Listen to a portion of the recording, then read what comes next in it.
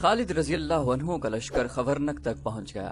دشمن کی فوج کا کہیں بھی نام و نشان تک نہ ملا۔ خالد رضی اللہ عنہ نے لشکر کو روک لیا اور اپنے ایک جاسوس سے کہا کہ وہ قصبے کے اندر جائے اور دیکھے کہ دشمن کی فوج وہاں تو نہیں۔ خالد رضی اللہ عنہ کا جاسوسی نظام ذہین اور جرأت مند آدمیوں پر مشتمل تھا۔ اس میں ان مسلمانوں کی تعداد زیادہ تھی جو فارس والوں کے غلام تھے۔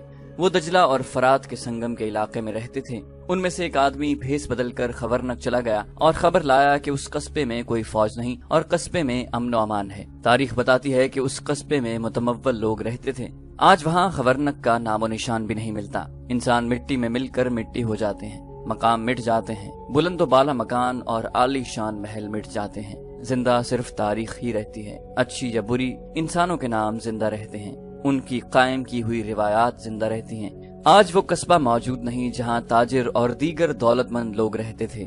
خالد رضی اللہ عنہ نے آتش نمرود میں کودنے سے پہلے اس قصبے کے قریب قیام کیا تھا۔ قصبہ نہیں رہا، خالد رضی اللہ عنہ زندہ رہے، ان کی روایات زندہ رہیں۔ مثنہ بن حارثہ کو، عاصم کو، عدی کو اور ان 18,000 مجاہدین کو تاریخ نے زندہ رکھا ہے۔ ان کے گھوڑوں کے سموں کی گرد کو سورج کی کرنوں نے چوما ہے۔ کیا مقصد تھا ان اولین مجاہدین کا جو اس دشمن سے ٹکر لینے جا رہے تھے جو 18,000 نفوس کو نگل لینے کی طاقت رکھتا تھا؟ خالد رضی اللہ عنہ اور ان کے سالاروں کے دلوں میں تخت و تاج کی ہوس نہیں تھی، زر و جواہرات کا لالچ نہیں تھا، ایک عزم تھا جو ان کے لیے جنون بن گیا تھا۔ وہ اس کفر کو اپنے پڑوس میں زندہ نہیں دیکھنا چاہتے تھے جو اسلام کی بقا اور فروغ کے لیے خطرہ تھا۔ ان کے ذہنوں میں کوئی شک نہ تھا، کوئی وہم، کوئی وسوسہ نہ تھا۔ وہ ہمیشہ زندہ رہنے والی روایت اپنے خون سے لکھنے جا رہے تھے۔ مورخ نے اس وقت کے واقع نگاروں کے حوالے سے لکھا ہے کہ خالد رضی اللہ عنہ پر خاموشی طاری تھی۔ کوئی سپاہی ان کی طرف دیکھتا تو وہ مسکراتے تھے۔ خالد رضی اللہ عنہ جب خورنک سے آگے نکلے تو ان کے منہ سے کوئی حکم نکلتا تھا یا ہدایت، اس کے سوا کوئی بات نہیں کرتے تھے۔ مثنہ بن حارثہ شب خون اور دن کی چھاپا مار جنگ کا اور بھاگ دوڑ کر لڑنے والی لڑائی کا ماہر تھا۔ وہ جب خالد رضی اللہ عنہ کو بتاتا تھا کہ وہ یوں کرے گا اور یوں کرے گا تو خالد رضی اللہ عنہ کے منہ سے ہر بار یہی الفاظ نکلتے تھے، اللہ تجھے اجر دے گا ابن حارثہ۔ خالد رضی اللہ عنہ اپنے لشکر کو خورنک سے پرے پرے آگے لے گئے۔ انہیں ایسی توقع نہ تھی کہ وہ دشمن کو بے خبری میں جالیں گے۔ انہیں معلوم تھا کہ دشمن ضرورت سے زیادہ بیدار ہوگا۔ خالد رضی اللہ عنہ نے حکم دیا کہ اس قصبے پر نظر رکھنے کے لیے چند ایک مجاہدین کو پیچھے رہنے دیا جائے تاکہ اس میں سے نکل کر کوئی آدمی ہیرا یہ اطلاع نہ دینے چلا جائے کہ مسلمانوں کا لشکر آ رہا ہے۔ یہ پھندا تھا جس میں مدینہ کا لشکر جا رہا تھا۔ وہ علاقہ گھات کے لیے موزوں تھا، لیکن گھات کے بھی آثار نظر نہیں آتے تھے۔ یہی ہو سکتا تھا کہ دشمن کا لشکر اچانک ہر طرف سے آئے گا اور 18,000 کے اس لشکر کو گھیرے میں لے کر سالاروں سے سپاہیوں تک کاٹ دے گا۔ کچھ اور آگے گئے تو ایک ٹیکری آ گئی۔ خالد رضی اللہ عنہ نے گھوڑے کو ایڑ لگائی اور ٹیکری پر چڑھ گئے۔ ان کے حکم سے لشکر رک گیا۔ اللہ کے سپاہیوں، خالد رضی اللہ عنہ نے بلند آواز سے کہا، تم پر اللہ کی رحمت ہو۔ آج خدائے واحد نے تمہیں بڑے سخت امتحان میں ڈال دیا ہے۔ آج تم ایک پہاڑ سے ٹکرانے اور اسے ریزہ ریزہ کرنے جا رہے ہو۔ اب جس لشکر کے ساتھ تمہارا مقابلہ ہوگا وہ پہاڑ سے کم نہیں۔ مجاہدین اسلام، اگر آج تم نے پیٹھ دکھائی تو تمہیں خدا نہ بخشے گا۔ آج اس عہد سے آگے بڑھو، فتح یا موت۔ ہماری جانیں اللہ کی امانت ہیں، یہ امانت اللہ کو لوٹانی ہے، لیکن باوقار طریقے سے۔ اللہ تمہارے ساتھ ہے۔ تعداد اور ہتھیاروں کی کمی اور افراد شکست اور فتح کا باعث نہیں بن سکتی۔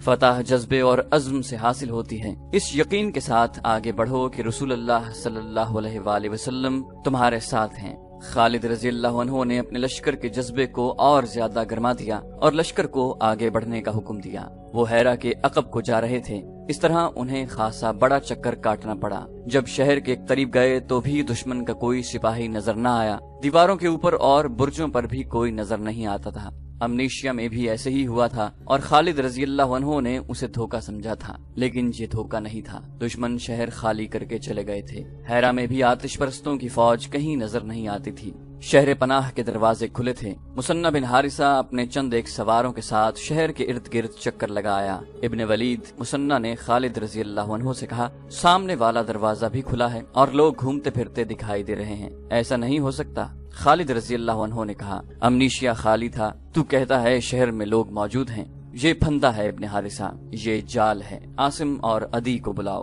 دونوں سالار آئے تو خالد رضی اللہ عنہ نے انہیں بتایا کہ شہر کی کیفیت کیا ہے۔ کچھ دیر تبادلہ خیالات اور بحث و مباحثہ ہوا اور طے پایا کہ تمام دروازوں سے لشکر کے دستے طوفان کی طرح اندر جائیں اور شہر میں پھیل جائیں۔ اگر خطرہ تھا تو کوئی معمولی خطرہ نہیں تھا۔ خالد رضی اللہ عنہ نے اپنے لشکر کو جس طرح شہر میں داخل ہونے کو کہا تھا، اس طرح اکیلے اکیلے مجاہد کے کٹ جانے یا مکانوں میں چھپے ہوئے تیر اندازوں کے تیروں کا نشانہ بننے کا خطرہ تھا، لیکن خالد رضی اللہ عنہ نے یہ خطرہ مول لے لیا اور لشکر کو شہر میں داخل کر دیا۔ مجاہدین دوڑتے ہوئے اور گھوڑے دوڑاتے ہوئے اندر گئے۔ شہر کے لوگ چھپنے یا بھاگنے کی بجائے باہر آ گئے۔ عورتیں چھتوں پر چڑھ گئیں، بعض لوگ گھروں میں چھپ گئے تھے اور انہوں نے دروازے بند کر لیے تھے، لیکن قتل و غارت اور لوٹ مار نہ ہوئی تو چھپے ہوئے لوگ بھی باہر آ گئے۔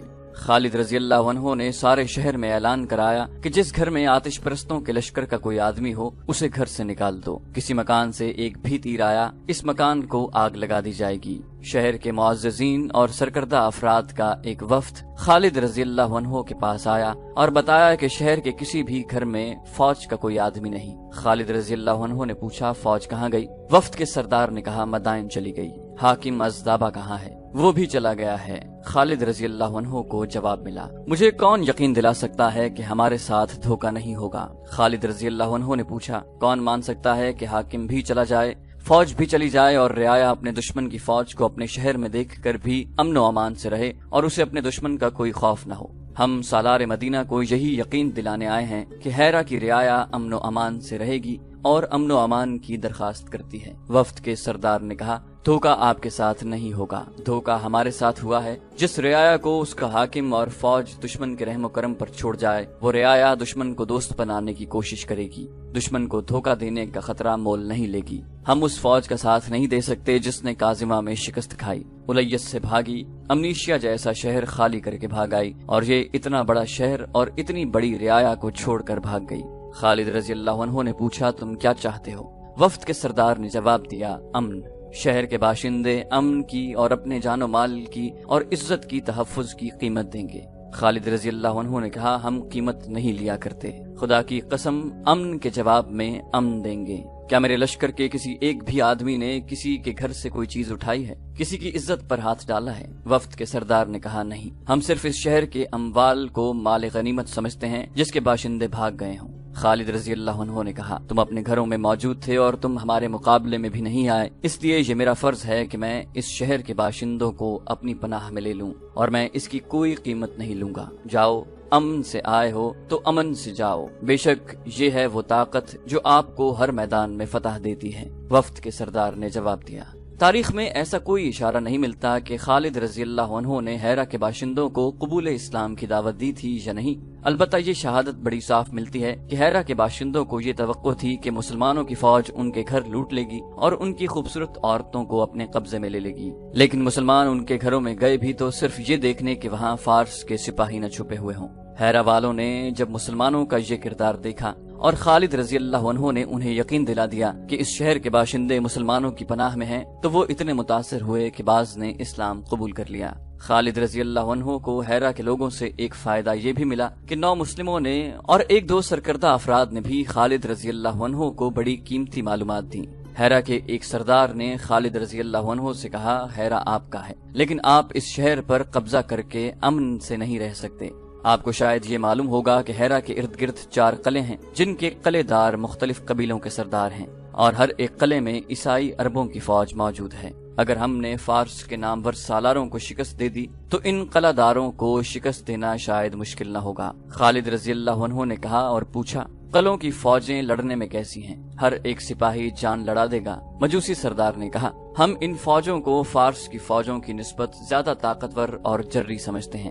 خالد رضی اللہ عنہ کو ان 4 قلعوں کی جو معلومات بتائی گئیں وہ یوں تھیں۔ ہر قلعے کا اپنا ایک نام تھا۔ ایک قلعے کا نام قصرہ بیز تھا، اس کا قلعہ دار یاس بن قبسیہ تھا۔ دوسرے قلعے کا نام قصر العدسین تھا، عدی بن عدی اس کا قلعہ دار تھا۔ تیسرے قلعے کا نام قصر بنو مازن اور قلعہ دار کا نام ابن اکال تھا۔ چوتھے قلعے کا نام قلعہ دار کے نام پر تھا، قلعے کا نام قصر ابن بقیلہ تھا، جبکہ اس کا قلعہ دار عبد المسیح بن عمر بن بقیلہ تھا۔ خالد رضی اللہ عنہ نے اپنے سالاروں کو بلایا اور انہیں بتایا کہ ان قلعوں کو فتح کرنا لازمی ہے، ورنہ ہیرا پر ہمارا قبضہ نہیں رہ سکے گا۔ اسلام کی عسکری روح یہی ہے کہ جہاں سے خطرے کی بو آئے وہاں حملہ کر دو۔ دشمن کے چیلنج کو قبول کرنا اور تیاری کی حالت میں اس پر جا پڑنا اسلامی فن حرب و ضرب کی بنیاد ہے۔ اسی اصول کے تحت خالد رضی اللہ عنہ نے اپنے سالاروں کو بتایا کہ کون کس قلعے پر حملہ کرے گا۔ قصر ابیز پر حملہ کرنے کے لیے زرار بن الزور کو حکم دیا گیا۔ ان کے ہم نام زرار ابن خطاب کو قصر الادسین پر حملہ کرنے کا حکم ملا۔ قصر ابن بقیلہ مسنہ کے حصے میں آیا۔ خالد رضی اللہ عنہ نے حکم دیا کہ ان قلعوں کو فوراً محاصرے میں لے لیا جائے۔ خالد رضی اللہ عنہ نے سب سے پہلے چاروں قلعہ داروں کو پیغام بھیجے کہ وہ اسلام قبول کریں یا جزیہ دیں۔ اگر دونوں صورتیں انہیں منظور نہیں تو مسلمانوں کی تلواروں سے کٹنے کے لیے تیار ہو جائیں۔ چاروں قلعوں سے کوڑا جواب آیا۔ تمام قلعہ داروں نے بڑی دلیری سے جواب دیا کہ وہ نہ اپنے قلعوں سے دستبردار ہوں گے نہ اپنے مذہب سے۔ چاروں قلعوں پر مسلمانوں نے بیک وقت حملہ کیا اور قلعوں کو محاصرے میں لے لیا۔ فوراً ہی مجاہدین نے قلعوں میں داخل ہونے کی بڑی ہی دلیرانہ کوششیں شروع کر دیں، لیکن ہر قلعے کی فوج مجاہدین کی ہر کوشش کو ناکام کر رہی تھی۔ قصر ابیز کے دفاع نے سالار زرار کو بہت پریشان کیا۔ قلعے کی دیواروں سے عیسائیوں نے تیروں کا مے برسا دیا۔ مسلمان دیوار کے قریب جانے سے بے بس ہو گئے۔ قلعے کی دیوار پر ایک منجنیق تھی جس سے مٹی کے بڑے بڑے گولے مسلمانوں پر پھینکے جا رہے تھے۔ سالار زرار نے قلعے کے چاروں طرف گھوڑا دوڑا کر دیکھا، کسی بھی طرف سے قلعے کو سر کرنے کا امکان نظر نہیں آتا تھا۔ منجنیق مٹی کے خشک گولے بڑی تیزی سے پھینک رہی تھی۔ سالار زرار نے ایسے تیر اندازوں کو الگ کیا جو جسمانی لحاظ سے توانا تھے۔ ان سب کو زرار نے حکم دیا کہ منجنیق کے جس قدر قریب جا سکتے ہیں چلے جائیں اور بیک وقت منجنیق چلانے والوں پر تیروں کی باڑیں ماریں۔ تیر انداز جوش و خروش سے آگے بڑھے، اوپر سے ان پر تیروں کی بوچھاڑیں آئیں اور اس کے ساتھ ہی منجنیق کے پھینکے ہوئے مٹی کے گولے بھی آنے لگے۔ کئی مجاہدین تیروں سے شدید زخمی بھی ہو گئے، لیکن اتنے زیادہ تیر بھی ان کا حوصلہ نہ توڑ سکے۔ زرار کے بعض تیر انداز اس حالت میں آگے بڑھتے گئے کہ ان کے جسموں میں دو دو تین تین تیر اترے ہوئے تھے۔ ان سب نے منجنیق چلانے والوں پر تیر چلائے۔ منجنیق بالکل سامنے تھی، اسے مٹی کے گولے پھینکنے والے تقریباً تمام کے تمام تیر کھا کر گرے اور منجنیق کے گولے بند ہو گئے۔ مسلمان تیر اندازوں نے اس حکم کی تعمیل کر دی تھی جو انہیں ملا تھا۔ انہوں نے منجنیق کو بیکار کر دیا تھا، پھر بھی وہ واپس نہ آئے۔ انہوں نے قلعے کے تیر اندازوں پر تیر برسانے شروع کر دیے۔ فضا میں اڑتے تیروں کے سوا کچھ اور نظر نہ آتا تھا۔ ان مجاہدین کی سرفروشی کو دیکھتے ہوئے کئی اور تیر انداز آگے چلے گئے۔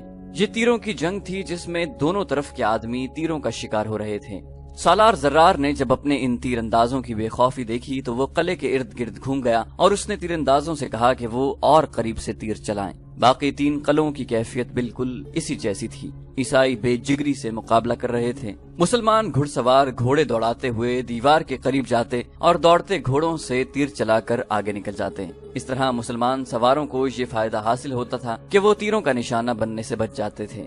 اس کے باوجود سوار تیروں سے زخمی ہوئے۔ بعض مجاہدین نے جہاں تک بے جگری کا مظاہرہ کیا کہ وہ دروازوں تک چلے گئے اور انہوں نے دروازے توڑنے کی کوشش کی، لیکن قلعوں کے دفاع میں لڑنے والوں نے اس سے زیادہ بے جگری کے مظاہرے کیے۔ دیواروں سے تیر برسانے والے جتنے تیر انداز مسلمانوں کے تیروں سے گرتے تھے، اتنے ہی تازہ دم تیر انداز ان کی جگہ لے لیتے۔ خالد رضی اللہ عنہ ہر قلعے کے ارد گرد گھوڑا دوڑاتے، صورتحال کا جائزہ لیتے اور مجاہدین کو یہی ایک بات کہتے کہ چاروں قلعے شام سے پہلے پہلے سر کرنے ہیں، ہم انتظار نہیں کر سکتے۔ خالد رضی اللہ عنہ پیچھے رہ کر حکم نہیں دیتے، بلکہ آگے دیواروں کے قریب وہاں تک جاتے رہے جہاں اوپر سے ان تیروں کی بوچھاڑیں آ رہی تھیں۔ وہ دو قلعوں کے دروازوں تک بھی پہنچے اور تیر ان کے ارد گرد اڑتے رہے۔ خالد رضی اللہ عنہ اس لیے انتظار نہیں کر سکتے تھے کہ انہیں خطرہ نظر آ رہا تھا کہ ازدابہ اچانک کسی طرف سے فوج کے ساتھ نمودار ہوگا اور عقب سے حملہ کر دے گا۔ وہ ملک آتش پرستوں کا تھا، زمین ان کی، فوج ان کی اور وہاں کے باشندے ان کے تھے۔ مسلمانوں کی تعداد بہت کم تھی اور وہاں ان کے لیے کوئی پناہ نہیں تھی۔ یہ خالد رضی اللہ عنہ کی غیر معمولی جنگی فہم و فراست اور ان کے سالاروں کی بے مثال جرت تھی کہ وہ خطروں میں گرتے چلے جا رہے تھے اور پیچھے ہٹنے کا نام نہیں لیتے تھے۔ فارس کی فوج کے لیے وہ دہشت بن گئے تھے۔ خالد رضی اللہ عنہ اس خوش فہمی میں مبتلا ہونے والے سالار نہیں تھے کہ دشمن جو شکست کھاتا اور پسپا ہوتا چلا جا رہا تھا وہ جوابی وار نہیں کرے گا۔ وہ ان چار قلعوں کو یا پھندا یا جال میں دانا سمجھ رہے تھے۔ انہوں نے دیکھ بھال کے لیے دور دور آدمی بھیج رکھے تھے جو بلند جگہوں پر درختوں پر چڑھ کر ہر طرف دیکھ رہے تھے۔ ان کے لیے یہ حکم تھا کہ دور سے انہیں کوئی فوج آتی نظر آئے تو خالد رضی اللہ عنہ کو فوراً اطلاع دیں، وہ آئیں گے، وہ ضرور آئیں گے۔ خالد رضی اللہ عنہ کا یہ پیغام ہر ایک سالار اور ہر ایک سپاہی تک پہنچ گیا، اور یہ بھی کہ اللہ کے شیرو ہمت کرو، قلعے لے لو، دشمن آئے تو اس پر تمہارے تیر قلعوں کی دیواروں سے برسیں۔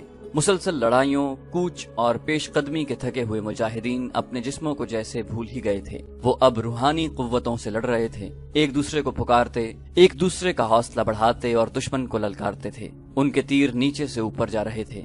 قلعوں کے اندر یہ عالم تھا کہ دیواروں سے زخمی تیر اندازوں کو اتار رہے تھے، زیادہ تر کو تیر چہرے، آنکھوں اور گردنوں میں لگے تھے۔ ان کی چیخ و پکار سے ان کے ساتھیوں کے حوصلے ٹوٹنے شروع ہو گئے۔ مسلمانوں کی للکار اور ان کے نعرے قلعوں کے اندر بھی سنائی دے رہے تھے۔ ان سے قلعہ بند لوگوں پر خوف طاری ہو رہا تھا۔ وہ سمجھ رہے تھے کہ قلعوں کو بہت بڑے لشکر نے محاصرے میں لے رکھا ہے۔ مورخوں کے حوالوں سے محمد حسین ہیکل نے لکھا ہے کہ چاروں قلعوں میں پادری اور دیگر مذہبی پیشوا تھے۔ انہوں نے دیکھا کہ دیواروں سے اتنے زیادہ زخمی اتارے جا رہے ہیں تو وہ قلعہ داروں کے پاس گئے۔ تاریخ میں صرف ایک قلعے کی اندرونی کیفیت ذرا تفصیل سے ملتی ہے۔ یہ قلعہ قصر ابن بقیلہ تھا، جس کا قلعہ دار عبد المسیح بن عمر بن بقیلہ تھا۔ عبد المسیح کے متعلق یہ بتانا ضروری ہے کہ وہ کوئی معمولی سا قلعہ دار نہ تھا، اسے عراق کا شہزادہ بھی کہا گیا ہے۔ عراق پر آتش پرست قابض ہو گئے، مگر عبد المسیح کے باپ دادا نے یہ قلعہ اپنے پاس رکھا تھا۔ شہنشاہ فارس کی طرف سے اسے کوئی اختیار حاصل نہ تھا، لیکن وہ خود مختار بنا ہوا تھا۔ اس نے باقی قلعہ داروں کو بھی اپنے ماتحت رکھا ہوا تھا۔ وہ غیر معمولی طور پر دانشمند تھا، وہ جرت میں بھی بے مثال تھا۔ اس کی سب سے بڑی خوبی حاضر دماغی اور حاضر جوابی تھی۔ وہ ضعیف العمر ہو چکا تھا، لیکن جذبے اور حوصلے کے لحاظ سے وہ جوان تھا۔ اس نے نوشرواں عادل کا زمانہ بھی دیکھا تھا، اس سے اندازہ ہوتا ہے کہ اس کی عمر خاصی زیادہ تھی۔ خوش گفتاری اور ظرافت کی وجہ سے نوشرواں، جو کہ کسرا اردشیر کا دادا تھا، عبد المسیح کو بہت پسند کرتا تھا۔ اس نے نوشرواں عادل سے کہا، میں اور میرے کچھ سردار تمہاری اطاعت قبول نہیں کریں گے، ہم اپنے قلعوں میں رہیں گے، اس سے شاید تمہیں بھی کچھ فائدہ ہو۔ میں تمہیں اور تمہاری پسند کے سرداروں کو 4 قلعے دیتا ہوں۔ نوشرواں عادل نے کہا تھا، لیکن میرے مرنے کے بعد فارس میں تمہارے ساتھ کیا سلوک ہوگا میں بتا نہیں سکتا۔ تمہارے مرنے کے بعد فارس کی شہنشاہی کا زوال شروع ہوگا، عبد المسیح نے کہا تھا۔ اتنی اچھی باتیں کرنے والی زبان سے میں ایسی باتیں نہیں سن سکتا ابن بقیلہ۔ نوشروان نے کہا، کیا تو مجھے بد دعا دے رہا ہے یا فارس کے زوال کا باعث تو خود بنے گا؟ عبد المسیح نے کہا تھا، دونوں باتیں نہیں، تو عادل ہے، تیرے بعد عدل بھی مر جائے گا اور پیچھے شہنشاہی رہ جائے گی، تیسری یا چوتھی نسل تیرا نام ڈبو دے گی، پھر فارس کی سرحدیں سکڑنے لگیں گی اور یہاں کوئی اور قوم آ کر حکمران بنے گی۔ نوشروان عادل نے کہا تھا، ماننے کو جی نہیں چاہتا، فارس ایک طاقت کا نام ہے۔ عبد المسیح نے کہا، غور سے سنو عادل بادشاہ، جس دماغ میں شہنشاہی گھر کر لیتی ہے اس دماغ سے عدل و انصاف نکل جاتا ہے، تخت پر بیٹھ کر رعایا کی محبت دل سے نکل جاتی ہے۔ تیرے بعد آنے والے اگر فوج پر بھروسہ کر کے رعایا کا خیال نہیں کریں گے تو وہ اپنے زوال کو تیز کریں گے۔ ان سے تنگ آئی ہوئی رعایا ان کا ساتھ دے گی جو باہر کے حملہ آور ہوں گے۔ میری عمر ابھی اتنی زیادہ نہیں کہ تجربے کی بنا پر بات کروں، لیکن میں محسوس کر رہا ہوں کہ آنے والا وقت فارس کے لیے اپنے ساتھ کیا لا رہا ہے۔ اب عبد المسیح کی عمر اتنی زیادہ ہو گئی تھی کہ کمر جھک گئی تھی، کندھے سکڑ گئے تھے، راشا ایسا کہ اس کا سر ہلتا اور ہاتھ کانپتے تھے۔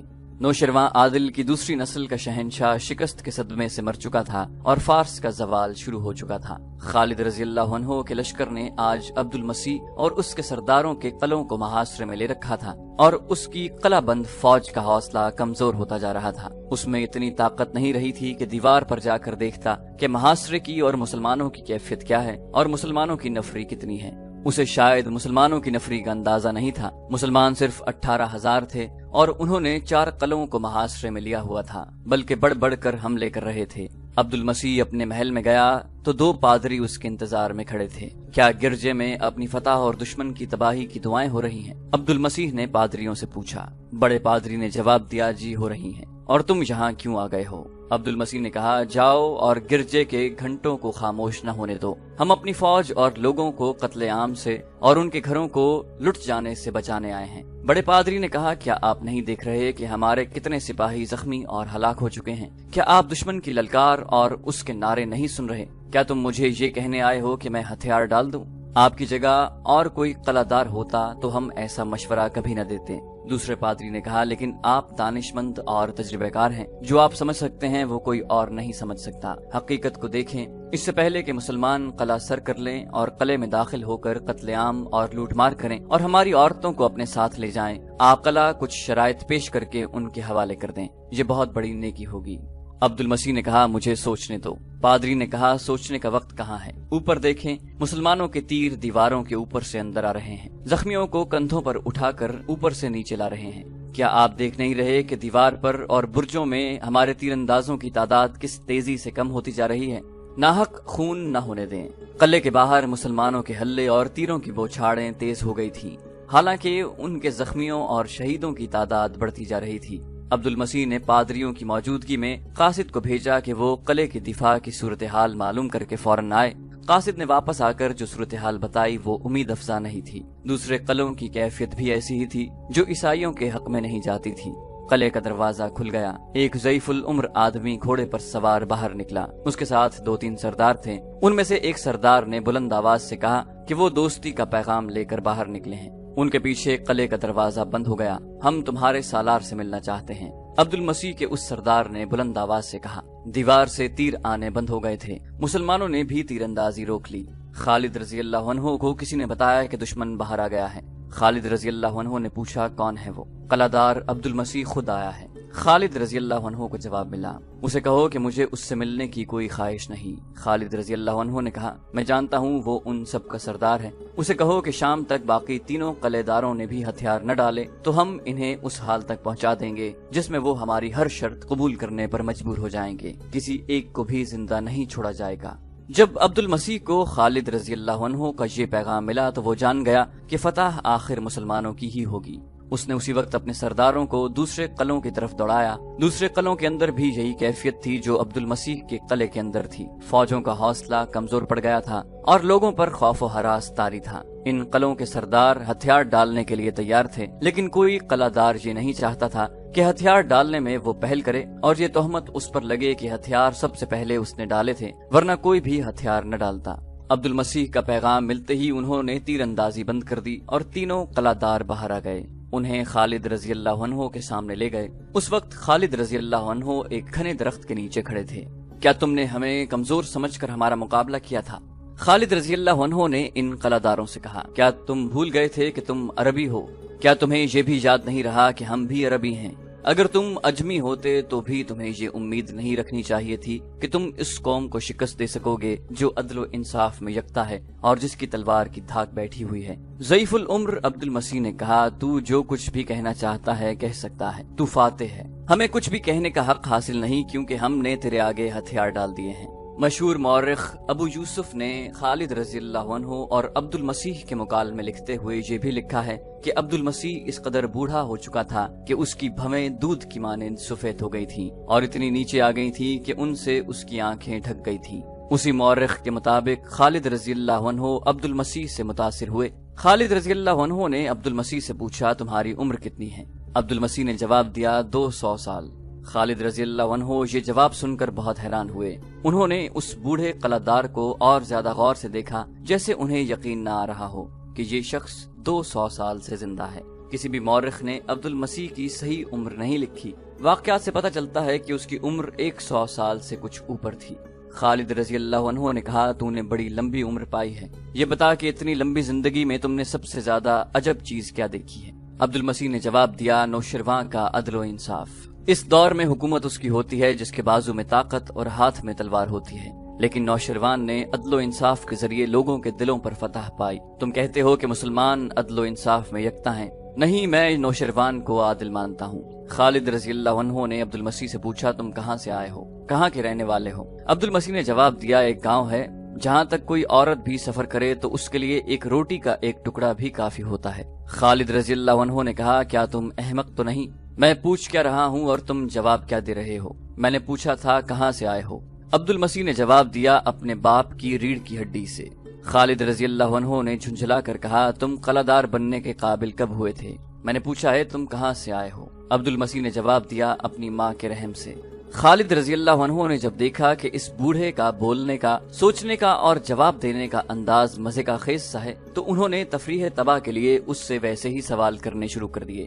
یہ سوال و جواب تقریباً تمام مورخوں نے لکھے ہیں۔ خالد رضی اللہ عنہ نے پوچھا تم کہاں جاؤ گے؟ عبد المسیح نے جواب دیا آگے کو۔ تمہارے آگے کیا ہے؟ عبد المسیح نے کہا آخرت۔ خالد رضی اللہ عنہ نے پوچھا تم جانتے ہو کہ تم کہاں کھڑے ہو؟ جواب ملا زمین پر۔ خالد رضی اللہ عنہ اس کی بے رخی اور لاپرواہی دیکھ کر اسے یہ احساس دلانا چاہتے تھے کہ وہ فاتح سالار اعلیٰ کے سامنے کھڑا ہے۔ خالد رضی اللہ عنہ نے معلوم نہیں کیا سوچ کر اس سے پوچھا تم کس چیز کے اندر ہو؟ عبد المسیح نے کہا اپنے کپڑوں کے اندر۔ اب خالد رضی اللہ عنہ کو غصہ آنے لگا۔ انہوں نے طنزیہ لہجے میں کہا دنیا کم عقلوں کو تباہ کرتی ہے لیکن دانا لوگ دنیا کو تباہ کرتے ہیں۔ مجھے معلوم نہیں تھا کہ تم کم عقل ہو یا دانا، مجھے صحیح جواب تمہارے لوگ ہی دے سکتے ہیں۔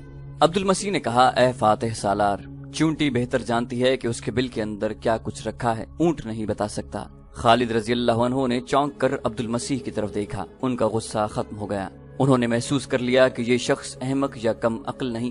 خالد رضی اللہ عنہ نے اسے اپنے برابر بٹھا لیا۔ اب خالد رضی اللہ عنہ کے انداز میں احترام تھا۔ اے بزرگ، خالد رضی اللہ عنہ نے کہا کوئی ایسی بات بتا جو تو ہمیشہ یاد رکھنا چاہتا ہے۔ مورخ لکھتے ہیں کہ عبد المسیح گہری سوچ میں کھو گیا، اس کے چہرے پر اداسی آ گئی۔ اس نے قلعے کی طرف دیکھا۔ میں اس وقت کو یاد کیا کرتا ہوں جب ان قلعوں کے عقب میں بہتے ہوئے فرات میں چین کے بحری جہاز بادبان پھیلائے آیا کرتے تھے۔ پھر مجھے جو وقت یاد ہے وہ نوشروان کا عہد حکومت ہے۔ رعایا خوشحال اور مطمئن تھی، کوئی جھونپڑی میں رہتا تھا یا محل میں، نوشروان کا انصاف سب کے لیے ایک تھا۔ خالد رضی اللہ عنہ نے کہا محترم بزرگ، خدا کی قسم تو مسلمانوں کے عدل و انصاف کو بھی یاد رکھے گا۔ اگر تو اپنے لوگوں کے ساتھ اسلام قبول کر لے تو تیری اور تیرے لوگوں کی حفاظت ہماری ذمہ داری ہوگی۔ تم سب کو وہی حقوق ملیں گے جو دوسرے مسلمانوں کو ملتے ہیں۔ اگر اسلام قبول کرنے کے لیے تو اپنے آپ کو آمادہ نہیں کر سکتا تو تجھے اور ان تمام قلعہ داروں کو وہ جزیہ ادا کرنا ہوگا جو میں مقرر کروں گا۔ اگر تجھے یہ بھی قبول نہیں تو پھر تم نے دیکھ ہی لیا ہے کہ مسلمان قلعوں کو کس طرح سر کرتے ہیں اور ان کی تلوار کی کاٹ کیسی ہے۔ عبد المسیح نے کہا ہم سے کچھ اور مانگ، ہم دیں گے، اپنا مذہب نہیں چھوڑیں گے، بتا جزیہ کتنا ہوگا۔ خالد رضی اللہ عنہ نے کہا تجھ جیسے دانا سے مجھے اس جواب کی توقع نہ تھی۔ کفر نے تجھے شکست تک پہنچایا ہے۔ اس عربی کو میں کم عقل سمجھتا ہوں جو عربی راستے سے ہٹ کر اجمی راستہ اختیار کر لے۔ خالد رضی اللہ عنہ کے ان الفاظ نے نہ عبد المسیح کو متاثر کیا نہ دوسرے کسی قلعہ دار یا سردار کو۔ وہ اپنے انکار پر قائم رہے۔ جب خالد رضی اللہ عنہ نے انہیں جزیہ کی رقم بتائی تو انہوں نے اسے فوراً قبول کر لیا۔ یہ رقم 1,90,000 درہم تھی۔ جو عہد نامہ تحریر کیا گیا اس کے الفاظ یہ تھے بسم اللہ الرحمن الرحیم۔ یہ عہد نامہ خالد بن ولید نے ہیرا کے سرداروں عدی بن عدی، عمر بن عدی، عمر بن عبد المسیح، ایاس بن قبسیہ اور ہیری بن اکال سے کیا ہے۔ اس عہد نامے کو ہیرا کے لوگوں نے قبول کر لیا ہے اور اپنے سرداروں کو اس کی تکمیل کا ذمہ دار ٹھہرایا ہے۔ اس عہد نامے کے مطابق اہل ہیرا خلافت مدینہ کو 1,90,000 درہم سالانہ ادا کریں گے۔ یہ جزیہ ہیرا کے پادریوں اور راہبوں سے بھی وصول کیا جائے گا۔ صرف اپاہجوں، نادار افراد اور تارک الدنیا راہبوں کو یہ جزیہ معاف ہے۔ اگر یہ جزیہ باقاعدگی سے ادا کیا جاتا رہا تو اہل ہیرا کے تحفظ کے ذمہ دار مسلمان ہوں گے۔ اگر مسلمانوں نے اس ذمہ داری میں کوتاہی کی تو جزیہ نہیں لیا جائے گا، اور اگر اہل ہیرا نے اس عہد نامے کی خلاف ورزی کی تو مسلمان اپنی ذمہ داری سے بری ہو جائیں گے۔ یہ معاہدہ ربیع الاول 12 ہجری میں تحریر ہوا۔ تو دوستو یہ تھی ہماری آج کی ایپیسوڈ۔ امید کرتے ہیں آپ کو ہماری ایپیسوڈ پسند آئی ہوگی۔